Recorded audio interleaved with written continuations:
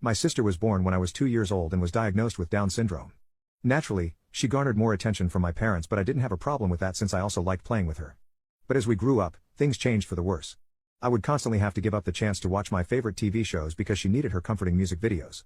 Whenever I would bring home a test that I scored perfect on, I would get ignored in favor of my sister who got 50% on it.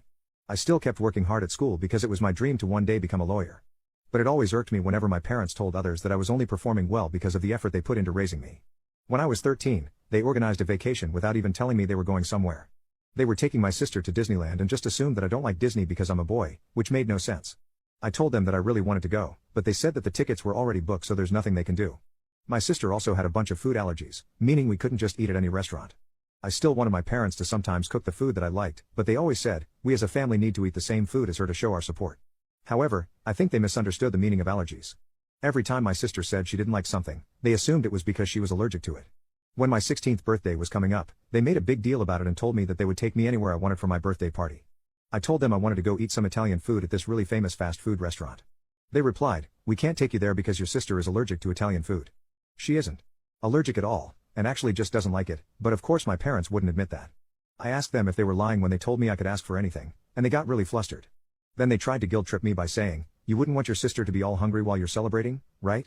I kindly reminded them that they had planned an entire vacation while excluding me. My birthday was a special day for me, so they should be able to compromise a little. But to my surprise, they just flat out refused my wish. For an entire week, they kept asking if I changed my mind and was ready to do the right thing. My answer never changed, however, since I wasn't just going to back down this time. They didn't even care and told me that they had booked the family favorite restaurant for my birthday. The family favorite that they are referring to is a restaurant that is loved by my sister, but I hate eating there. It only serves fish and sushi, both of which I can't even digest properly. Seeing that they cared so little about my opinion and wishes, I just gave up and let them do as they wanted. I don't know why, but they once again went on Facebook and made a post about how they were talking me to my so-called favorite restaurant even though it was expensive.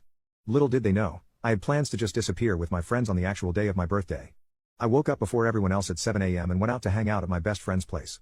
A few hours later, I started getting angry texts and calls demanding me to come home, but I ignored everything. I had a surprisingly good time once my other friends showed up and everyone pitched in to go to the Italian place that I wanted to go to in the first place. When I finally returned home, I was yelled at for wasting a reservation and grounded to my room for an entire month. I asked my parents if they took my sister to eat that night, and they said yes. So I argued that Scan the QR code to download TikTok. The subsequent story endings are explosive and full of hidden surprises waiting for you. You can also get rewards by creating a new account.